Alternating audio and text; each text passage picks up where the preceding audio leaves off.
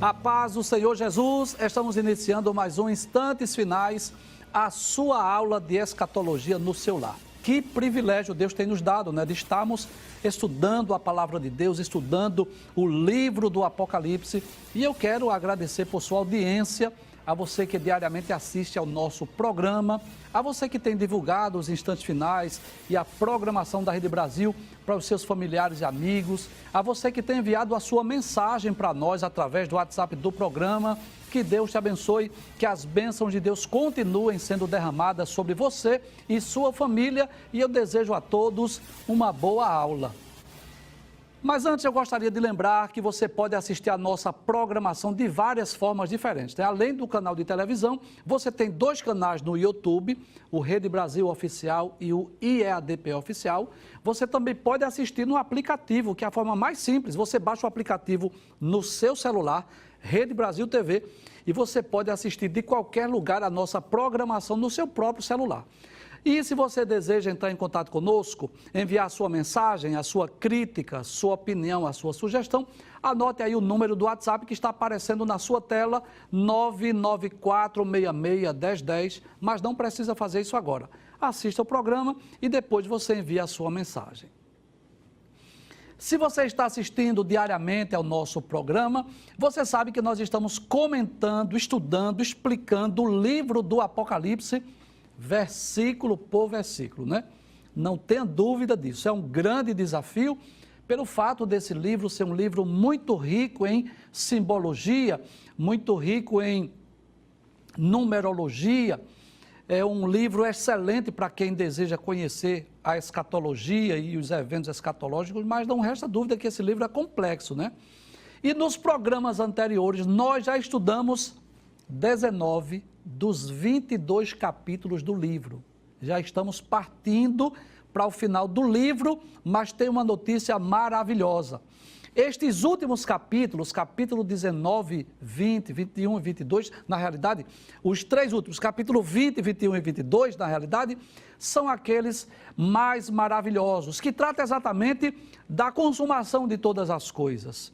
Nós vamos falar nesses três capítulos muito mais do céu, muito mais das coisas maravilhosas, das bênçãos que estão reservadas para os salvos no futuro.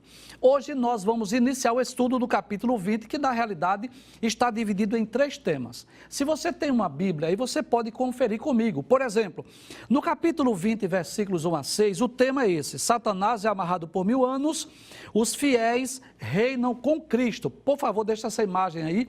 Claro que é uma imagem meramente ilustrativa, não é? Mas você vai perceber aí que é uma imagem ilustrativa do período do reino milenial, que você vai perceber aí as feras, juntamente com as ovelhas, juntamente com os seres humanos, vivendo aqui na terra, em paz, em harmonia, o homem com a natureza.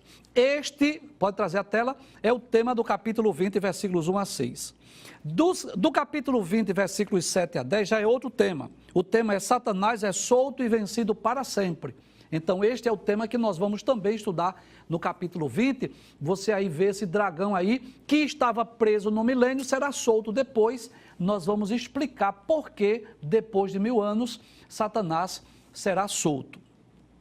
E, finalmente, o terceiro e último tema do capítulo de número 20, que é exatamente dos versículos 11 a 15, é sobre o juízo final. Pode abrir a tela, muito bem, que esse evento escatológico, o último dos julgamentos escatológicos que nós estaremos estudando também no capítulo 20. Eu gostaria de lembrar aos nossos queridos telespectadores que esses três temas, esses três assuntos já foram comentados naquela série de programas quando nós explicamos sobre a sequência dos eventos escatológicos. Por exemplo, só sobre o milênio você vai encontrar lá no playlist uma média de 8 programas onde nós explicamos o que é o milênio, quando será, como será, as características do milênio, as escolas de interpretação do milênio. Portanto, nessa série agora, que nós estamos estudando do livro do Apocalipse, nós vamos nos deter a explicar apenas esses 6 versículos, Apocalipse capítulo 20, versículos 1 a 6. Mas eu quero lembrar, se você quer conhecer melhor sobre o evento escatológico, e ter a resposta dessas perguntas: o que é o milênio, quando será, quais as características, quais as profecias bíblicas sobre o milênio, quais as escolas de interpretação, você vai lá no playlist e você assiste lá uma série de programas sobre o milênio. Assim como também os demais temas sobre a última revolta de Satanás. Nós já gravamos alguns programas sobre o juízo final. Nós temos também uma série de programas lá que explicamos sobre os três julgamentos escatológicos, que é o tribunal de Cristo, o julgamento das nações e o juízo final. Se você quer mais informação, você vai lá no playlist, lá no YouTube, e procura esses programas. Agora, nós vamos nos deter a explicar esses versículos, né? Na realidade, o capítulo 20, ele tem 15 versículos e 3 temas principais, como nós já falamos. Hoje, nós vamos explicar apenas o capítulo 20 a partir do versículo 1º. Mas antes, o que é que vamos fazer? Você já sabe, né? Vamos recapitular? Vamos relembrar aquilo que já vimos? Eu gostaria de solicitar que colocasse aquela tela que tem os 22 capítulos do livro, que você já está familiarizado, né? Tira uma foto aí para você guardar na memória do seu celular ou do seu computador. Olha aí, os 22 capítulos do livro do Apocalipse. Claro, você vai perceber aí que são apenas imagens ilustrativas, só para você ter uma ideia do que já estudamos, né? O capítulo 1, a visão do Cristo ressurreto, capítulos 2 e 3, as 7 cartas enviadas às igrejas da Ásia, capítulo 4, a visão do trono da majestade divina, capítulo 5, o livro selado com 7 selos, capítulo 6, a abertura dos 6 primeiros selos, capítulo 7, a visão dos 144 mil e daquela grande multidão de mártires que havia saído da grande tribulação. Capítulo 8, a abertura do 7º selo e inicia o toque das trombetas, sendo que no capítulo 8 só é registrado as 4 primeiras trombetas. Capítulo 9, a 5ª e a 6ª trombeta. Capítulo 10, um anjo aparece com um livro na mão e dando a João para ele comer do livro. Capítulo de número 11, a 7ª trombeta e as 2 testemunhas. Capítulo 12, a visão da mulher vestida de sol. Capítulo 13, as 2 bestas do Apocalipse, no caso o anticristo e o falso profeta. Capítulo 14, a visão dos 144 mil sobre o monte Sião. Capítulos 15 e 16 é exatamente a última série de juízos, que é o derramamento dos 7 cálices da ira de Deus. Você vai perceber que é a mesma imagem, porque se você perceber na Bíblia, trata dos mesmos assuntos, sendo que no capítulo 15, João viu os 7 anjos, e no capítulo 16, João vê quando cada anjo derrama o cálice da sua ira. No capítulo 17, nós já falamos aí sobre essa prostituta montada sobre a besta, que fala sobre um sistema religioso. No capítulo 18, a destruição de uma cidade, a cidade chamada profeticamente de Babilônia. Capítulo 19, que é a descida de Cristo, né? Que foi o último tema, o último assunto que nós estudamos. O capítulo 19, pode trazer a tela, por favor? Ele tem 21 versículos. Nós já explicamos isso nos programas anteriores. E é bom nós lembrarmos isso, que nós dissemos nos programas anteriores que esse capítulo 19 trata exatamente da vinda de Jesus em glória. Você já sabe disso, eu vou só recapitular. A vinda de Jesus dá-se-á em 2 fases distintas, uma antes da grande tribulação e outra depois da grande tribulação. Então, essa ocasião que Jesus vem montado em um cavalo branco, que nós explicamos que isso é simbólico, isso não é literal, é a ocasião que Jesus vem em glória. E quais os propósitos da vinda de Jesus em glória no capítulo 19? Nós já explicamos alguns. Primeiro, vem para livrar a Israel, que está prestes a ser destruída na batalha do Armagedon. Lembra disso? Nós estudamos na semana passada. Jesus vem para prender e lançar lá no lago de fogo o anticristo e o falso profeta. Jesus vem para punir, para castigar aquelas nações que estavam guerreando contra o povo judeu. Jesus vem para colocar fim no governo do anticristo e Jesus vem para implantar o seu reino milenial. Então eu posso dizer que o capítulo de número 20, ele é uma continuação daquilo que nós estudamos no capítulo 19. No capítulo 19 nós estudamos sobre a descida, sobre a vinda de Jesus, que cremos sim que será literal. Os seus pés estarão sobre o Monte das Oliveiras. E depois que Jesus colocar fim no governo do anticristo, depois que Jesus, ele lançar o anticristo e o falso profeta lá no lago de fogo, depois que ele punir e castigar aquelas nações, aqueles soldados que estiverem guerreando contra o povo judeu, Jesus vai implantar o seu reino milenial, que nós já explicamos aqui, um reino de paz, um reino de justiça. Eu não sei se é possível colocar aquela tela da estátua do sonho de Nabucodonosor, que tem uma informação importantíssima. Muito bem. Traz a tela, por gentileza. Observe que no sonho de Nabucodonosor, capítulo de número 2, veja que coisa interessante, você já é capaz de explicar essa estátua, sim ou não? Se você é telespectador assíduo, você já é capaz de explicar, porque nós já explicamos várias vezes, não é? Então, no sonho de Nabucodonosor, Nabucodonosor vai dormir pensando nos futuros reinos, como seria o futuro do reino. E que coisa interessante, Deus revelou ao rei Nabucodonosor os reinos que iriam suceder à Babilônia. Mas de que forma Deus mostrou? Deus mostrou através do sonho de uma grande estátua. Nabucodonosor sonhou, no dia seguinte esqueceu, fugiu dele o sonho. Ele chamou os sábios, os astrólogos, os caldeus, os magos, ninguém pôde dizer o que o rei queria, porque o rei queria o que era que Nabucodonosor queria. Que os magos dissessem o que o rei sonhou e dissesse a sua interpretação. Então, o rei, como ninguém conseguiu dizer, o rei diz, vai morrer todo mundo. Isso está no capítulo 2 do livro de Daniel. Mas o que acontece? Quando Daniel viu aquele alvoroço, que Arioque, o chefe dos eunucos, disse que seriam mortos todos os sábios de Babilônia, Daniel foi orar com seus amigos, Sadraque, Mesaque e Abednego. E aí Deus deu a Daniel a revelação do sonho e a sua interpretação. Então Daniel chama Arioque, diz que quer entrar na presença do rei, porque ele já sabia o sonho e a sua interpretação. E Daniel dá a interpretação. Daniel diz que o rei sonhou com uma grande estátua, cuja cabeça era de ouro, o peito e os braços eram de prata, o ventre e as coxas eram de cobre, as pernas eram de ferro e os pés eram de ferro misturado com barro. E Daniel diz, estavas vendo isto, quando uma pedra foi lançada sem o auxílio de mãos e feriu a estátua onde? Nos pés. Que coisa interessante. Depois Daniel vai dar a interpretação. Vai explicar o significado do sonho. Daniel diz ao rei Nabucodonosor que ele era a cabeça de ouro.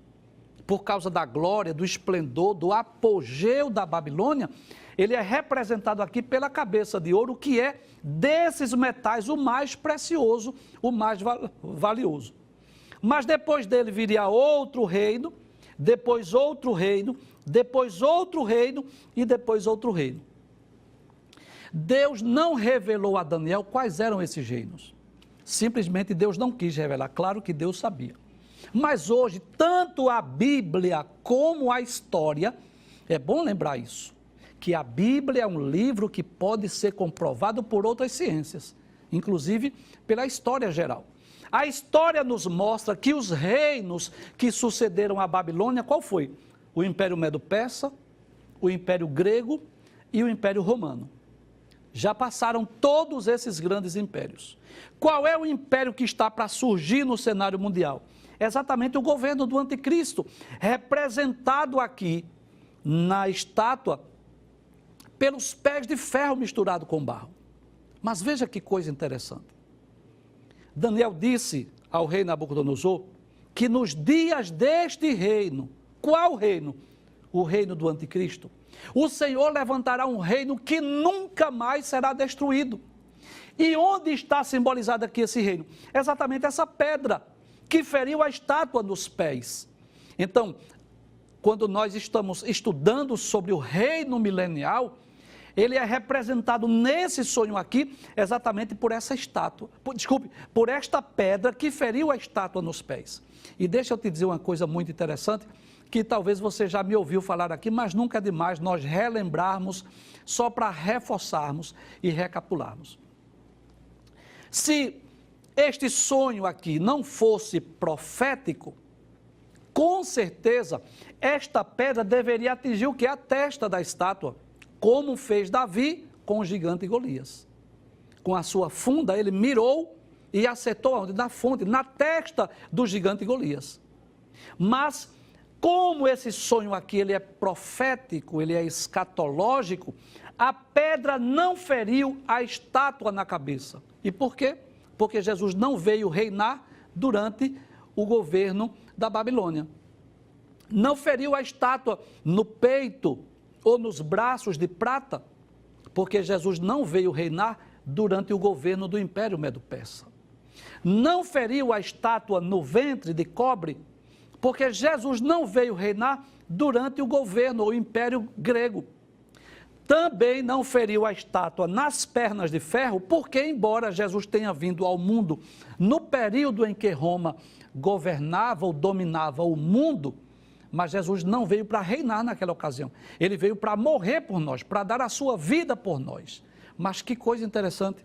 A pedra que representa Cristo, e por que não dizer o reino milenial de Cristo, atingiu o quê? A estátua nos pés, de ferro misturado com o barro. E se você tiver o cuidado de ler o capítulo 2 do livro de Daniel, a profecia vai dizer isso, que esta pedra, ao ferir a estátua nos pés, esmiuçou, espalhou tudo, o ouro, a prata, o cobre, o ferro e o barro. E esta pedra, ela cresceu e ela atingiu, alcançou o mundo inteiro, ela se expandiu pelo mundo inteiro. Então, é sobre isso que nós estamos falando. Volta, por favor, à tela principal do capítulo 20, versículos 1 a 6. Satanás é amarrado por 1000 anos, os fiéis reinam com Cristo. Muito bem. Então, depois da descida de Cristo, traz a tela, por favor. Depois da descida de Cristo, na ocasião em que estiver sendo travado aqui na terra a batalha do Armagedon, Cristo vem, julga as nações e implanta o seu reino milenial. Então é importante lembrar que isso é uma continuidade, uma continuação do conteúdo profético do livro do Apocalipse. Agora sim, já que nós recapitulamos, já que nós relembramos o que vimos, vamos ao menos, se não houver tempo para nós explicarmos os 6 versículos, pelo menos vamos iniciar o estudo do capítulo de número 20. Veja o que diz o versículo 1. Diz assim: e vi descer do céu um anjo que tinha a chave do abismo e uma grande cadeia na sua mão. Em primeiro lugar, nós gostaríamos de relembrar o que você já sabe. É muito comum as aparições angelicais no livro do Apocalipse. Só no livro do Apocalipse, nos 22 capítulos, aparecem mais ou menos 70 ou 71 vezes os seres angelicais. Só que este ser angelical agora que aparece, ele vem com uma missão específica. E que missão específica é essa? Prender Satanás. E antes de eu falar sobre esta prisão de Satanás, que nós vamos falar sobre ele de forma mais específica no capítulo 22, é bom lembrar isso. Se ele vem prender, é porque Satanás está livre, Satanás está liberto, Satanás está em plena atividade. Ele era, na verdade, um querubim ungido, conforme Ezequiel capítulo 28. Foi criado um ser belo e perfeito. A Bíblia deixa isso bem claro, capítulo 28 de Ezequiel, a partir do versículo de número 11, perfeito eras nos teus caminhos, até que se achou iniquidade em ti. Então ele foi criado um ser belo, um ser perfeito, um ser angelical, mas ele rebelou-se de forma livre, espontânea e voluntária. Ele não tinha natureza caída, não tinha nenhuma tendência pecaminosa, não foi Deus que criou o mal de forma alguma, mas de livre e espontânea vontade ele rebelou-se contra Deus, quis ter o seu reino, arregimentou terça parte dos seres angelicais e estabeleceu o seu reino nas regiões celestes, no segundo céu, que é o céu das galáxias ou o céu das estrelas. E que coisa interessante. A partir de então, já que ele foi expulso do céu, do terceiro céu e veio para o segundo céu, ele começou a se opor a Deus. E como Satanás não pode ir lá no céu para guerrear, lutar e batalhar contra Deus, o que é que ele faz? Ele luta contra a criatura, contra a criação de Deus. Então nós vamos perceber no capítulo 3 do livro de Gênesis, que quando Deus criou o homem, Satanás veio através de uma serpente, incorporou numa serpente, induziu, seduziu, mentiu, enganou para que Eva comesse do fruto que Deus havia dito que eles não comessem. E a partir de então, o pecado entrou no mundo e ele passou a fazer parte da história da humanidade, o pecado. E aí Satanás vem influenciando o mundo desde os tempos mais remotos. Ele influenciou os seres angelicais do céu, porque ele levou após si a terça parte. Ele influenciou o homem desde os primeiros, vamos dizer assim, os primeiros registros da sua criação. Ninguém pode dizer ao certo quanto tempo durou aquele período de inocência, desde que Adão foi criado até o período que Adão caiu. Ninguém sabe. Mas posso dizer assim, desde os primeiros registros da história do homem, que ele vem influenciando o homem, induzindo o homem ao pecado, separando o homem de Deus, levando o homem à escravidão, enfim. Então, durante milênios, durante séculos e milênios, ele vem influenciando, tentando, perturbando os seres humanos. Mas para a implantação do reino milenial, para que haja na terra esse reino de paz e de justiça, o que é que ocorrerá? Satanás será preso. Detalhes, ainda não será a sua prisão definitiva. Ele não será ainda, nesse momento, lançado no lago de fogo, não. Ele vai ficar preso lá no abismo. Talvez, não podemos dizer ao certo, mas talvez seja aquele abismo lá do Sheol Hades. Lembra disso? Capítulo 16, versículos 19 a 31 do Evangelho escrito por Lucas, que onde estava o seio de Abraão e onde estava o Sheol havia um abismo, que Abraão disse assim, quem está aqui não pode passar para lá, e quem está lá não pode passar para cá. Havia um abismo, talvez seja nesse abismo que Satanás esteja preso, o que significa dizer que durante os 1000 anos, que nós cremos na literalidade, nós cremos que são 1000 anos literais, Satanás estará preso para que ele não mais engane as nações. Volta ao versículo 1, por favor. Aí João viu esse anjo descer do céu, que tinha a chave do abismo. Claro que essa chave aí é simbólica, é claro que chave na Bíblia fala de poder, fala de autoridade, é claro que o abismo não tem uma fechadura, uma porta no sentido literal, mas isso fala da autoridade desse anjo, e veio com uma grande cadeia na sua mão. Pode trazer a tela. Então, qual era a missão deste ser angelical? Prender Satanás.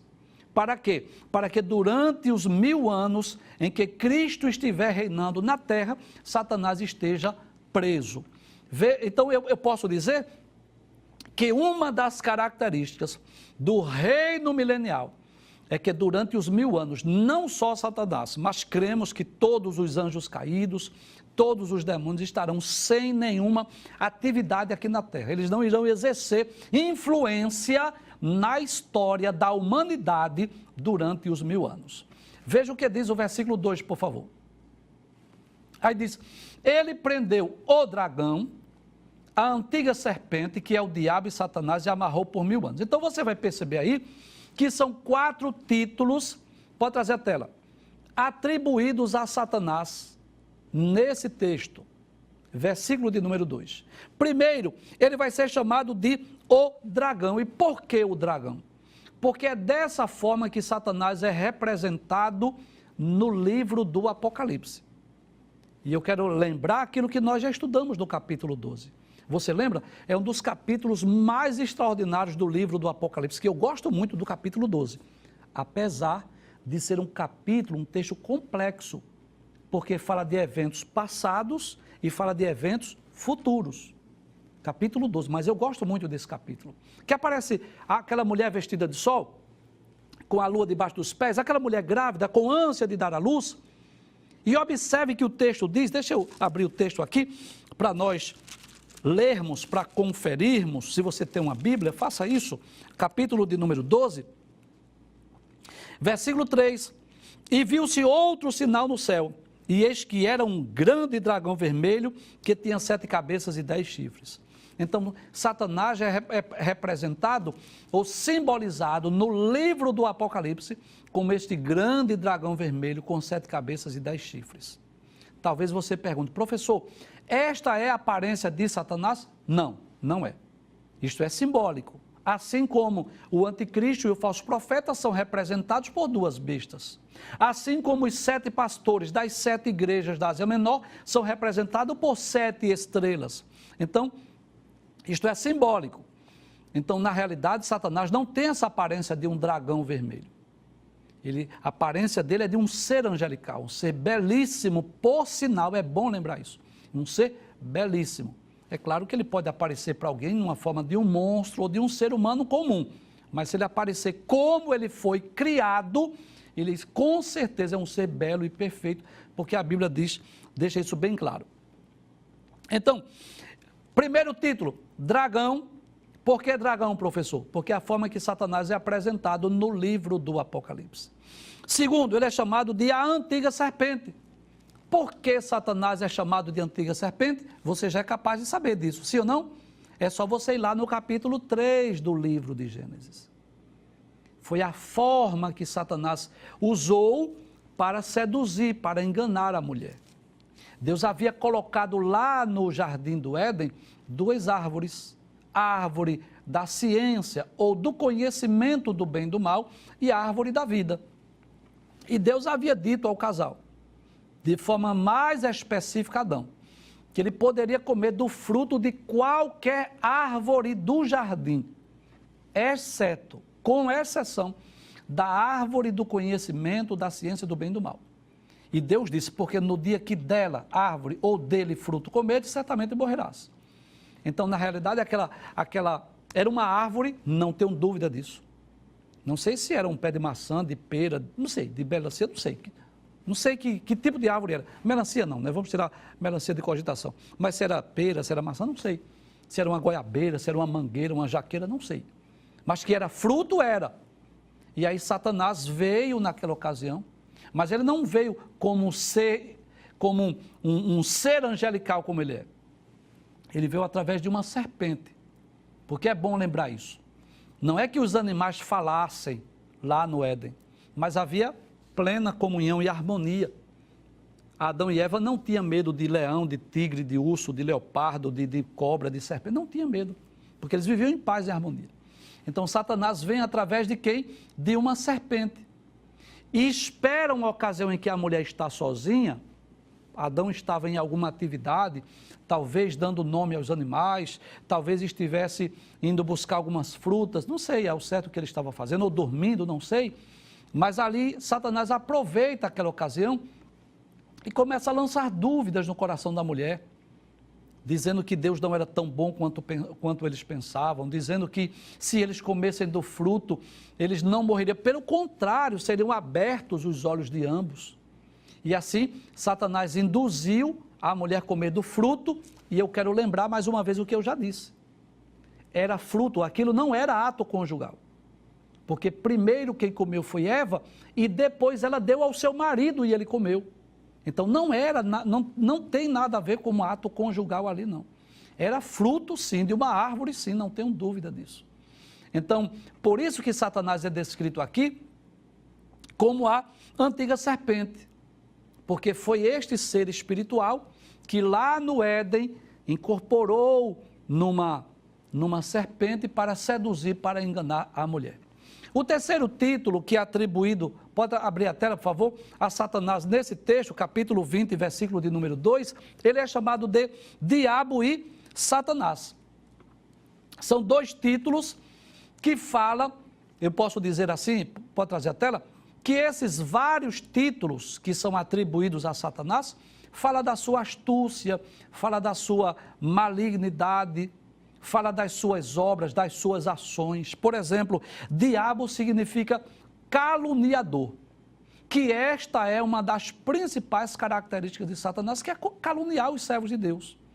Observe o que a palavra de Deus diz, lá no capítulo de número 12, versículos 9 e 10, Nós já estudamos esse texto, capítulo 12, versículos 9 e 10. Veja que esses títulos são mencionados aqui também.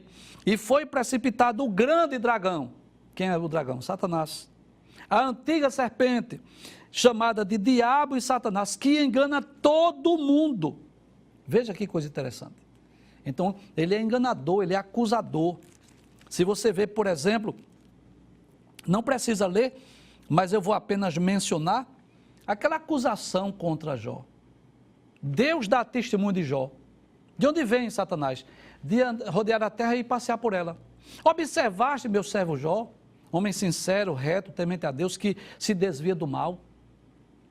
Mas o que é que Satanás faz? Satanás acusa o servo de Deus, acusa Jó, dizendo que Jó era temente, era fiel a Deus, porque Deus havia cercado ele de bens. Chega a dizer assim, toma o que ele tem, toca no que ele tem para ver se ele não blasfema de ti. E Deus, você conhece a história, Deus permite que Satanás tome o que Jó tinha. E mais uma vez Deus vai até Jó e diz, observasse, meu servo Jó, que mesmo tendo tu tomado seus bens, ele continua na sua integridade. Ele acusa Jó mais uma vez, dizendo que ele não havia blasfemado porque ele tinha saúde, mas se tocasse da sua pele, ele blasfemaria. Então essa é uma das principais atividades de Satanás. Então diabo significa caluniador, aquele que calunia. Por sinal, precisamos tomar muito cuidado para não sermos instrumentos de Satanás para caluniarmos uns aos outros. Eu vou repetir essa frase. Satanás, o diabo, a antiga serpente, é chamado de diabo porque uma das suas principais atividades é caluniar os servos de Deus. E eu quero lembrar aqui sobre o cuidado que devemos ter com as nossas vidas para não sermos instrumentos de Satanás, para estarmos caluniando as pessoas, dizendo que viu sem ter visto, ou dizendo que ouviu sem ter ouvido. Todo caluniador é um instrumento de Satanás. Mas ele é também chamado de Satanás, que significa adversário. E o que é que nós entendemos por adversário? Então, adversário é alguém que quer nos destruir, que quer o nosso mal. É alguém que está à espreita, né, de tocar-lhe, esperando uma oportunidade para nos derrubar, nos seduzir, nos enganar, nos distanciar de Deus. Inclusive o apóstolo Pedro, na sua primeira epístola, capítulo 5, versículo 8, nos traz, né, essa palavra de advertência. 1 de Pedro, capítulo 5, versículo 8, diz assim, sede sóbrios. 1 de Pedro, capítulo 5, versículo de número 8. Sede sóbrios, vigiai, porque o diabo, vosso adversário, anda em derredor, bramando como leão, buscando a quem possa tragar. Então, o apóstolo Pedro aqui ilustra essa ação de Satanás como de um leão que está ali na espreita, de tocalha, circulando, sondando, rondando, esperando a oportunidade de seduzir, a oportunidade de destruir os servos de Deus. Versículo de número 2, vamos voltar ao versículo 2, para nós relermos. Então, este anjo, que tinha na sua mão uma grande cadeia, já falamos que é no sentido simbólico, ele prendeu Satanás, prendeu o dragão, a antiga serpente, que é o diabo Satanás, e amarrou por 1000 anos. Volta o texto, volta para cá, por favor. Então, o que é que nós cremos? Que estes 1000 anos, ele é literal. A nossa escola de interpretação, você já sabe qual é, não é? Nós somos pré-milenistas e pré-tribulacionistas. Eu respeito os amilenistas, eu respeito os pós-milenistas, eu respeito os mid-tribulacionistas e respeito os pós-tribulacionistas. Mas a nossa escola de interpretação, aquilo que nós lemos e defendemos, é a escola pré-milenista e pré-tribulacionista. E estas escolas de interpretação, pré-tribulacionista e pré-milenista, crê que o reino milenial de nosso Senhor Jesus Cristo é um reino de paz e de justiça que será implantado aqui na terra por 1000 anos no sentido literal. Nós não vemos isso no sentido simbólico, um período de tempo indeterminado, como alguém diz, por exemplo. algumas escolas de interpretação dizem que é o período entre a primeira e a segunda vinda de Cristo. Não tem lógica nós pensarmos isso. Nesse mundo, olha, quando nós lemos as profecias, inclusive eu quero lembrar mais uma vez os 8 programas que nós temos lá no playlist do YouTube sobre o milênio. Há várias profecias que nós citamos ali de Isaías, de Jeremias, de Daniel sobre o milênio. E o que é que nós lemos acerca do milênio? Que será um reino de paz, um reino de justiça, um reino caracterizado pela alegria, um reino onde os homens não vão atacar e guerrear uns contra os outros, um reino de muita prosperidade, de muita fartura, onde os desertos irão florescer, onde os lugares secos e áridos vão se tornar lugares frutíferos, produtivos. Então, esse período do milênio, ele é tão maravilhoso, que nós cremos na literalidade disso, que até mesmo os seres humanos vão voltar a viver como era no Éden, vão viver em paz e harmonia, porque o leão, diz a Bíblia, que voltará a comer palha como boi. Então, nem os animais vão se ferir uns aos outros, não vai haver mais a necessidade dessa cadeia alimentar, nem vai ferir os seres humanos.